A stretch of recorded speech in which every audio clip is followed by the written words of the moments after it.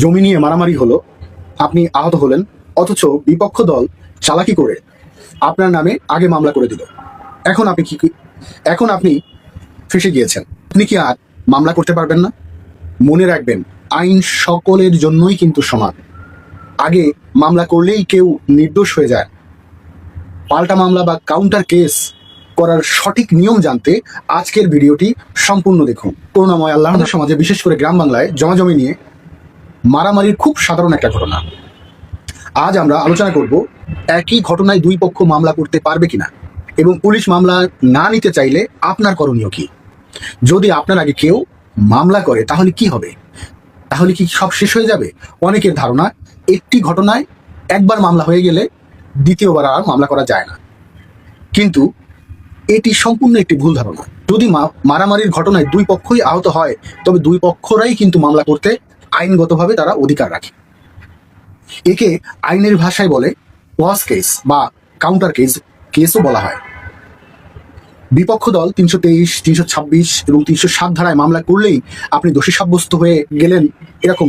বরং আপনার কাছে যদি প্রমাণ থাকে যে তারা আগেই হামলা করেছে, তবে আপনিও সমানভাবে কিন্তু আপনি মামলা করতে পারেন। থানা মামলা না নিলে আপনার করণীয় কি? মাঝে মধ্যে দেখা যায় থানা কোনো এক পক্ষের দ্বারা প্রভাবিত হয়ে বা অন্য কোনো কারণে আপনার মামলা নিতে চান। সেক্ষেত্রে ঘাবড়াবেন না। যেই ক্ষেত্রে আপনার এরকম হচ্ছে, সেই ক্ষেত্রে আপনার করণীয়টা কি, চলুন সে সম্পর্কে একটু জেনে রাখুন। 1 নম্বরে আপনার করণীয় হচ্ছে, আপনি মেডিকেল রিপোর্ট বা প্রমাণ আপনাকে কিন্তু সংগ্রহ করতে হবে। আপনার আঘাতের চিহ্ন বা মেডিকেল সার্টিফিকেট, ছবি বা ভিডিও আপনি সংগ্রহ করে রাখুন।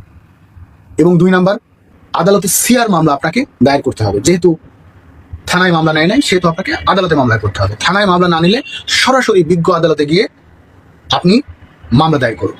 আদালত যদি দেখে যে আপনার আঘাত গুরুতর, প্রিভিয়াস হার্ট হয়েছে, তবে আদালত থানাকে এফআইআর হিসেবে গণ্য করার নির্দেশও কিন্তু দিতে পারে। এরপর যা হবে সেটা কি, ওই মামলার তদন্ত শুরু হবে। তদন্ত শেষে সত্যতা কিন্তু বেরিয়ে আসবে, এবং যেটা ঘটেছে সেটাই কিন্তু বেরিয়ে আসবে।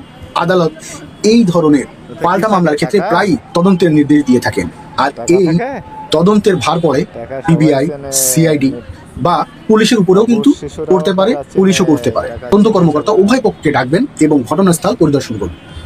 আপনার কাছে যদি সঠিক তথ্য, প্রমাণ ও সাক্ষী থাকে, তবে তদন্ত রিপোর্টে সত্যতা বেরিয়ে আসবে এবং আপনার মামলাটিও সমান গুরুত্বে চলবে। জমি জমা নিয়ে বিরোধ থাকলে মারামারিতে না জড়িয়ে আইনের আশ্রয় নিন।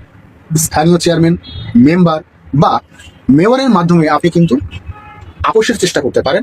মারামারি করলে জমি পাওয়া যায় না, বরং মামলায় জড়িয়ে জীবন অতিষ্ঠ হয়ে ওঠে। তাই আইন নিজের হাতে তুলে নেবেন না। যদি অন্যায়ের শিকার হন, তবে সঠিক আইনি পদ্ধতিতে লড়াই করুন।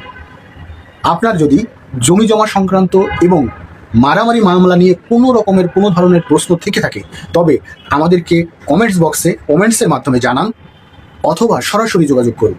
ভিডিওটি যদি ভালো লাগে শেয়ার করে অন্যদেরকেও সচেতন হতে সাহায্য করুন। সকলকে ধন্যবাদ। আসসালামু আলাইকুম।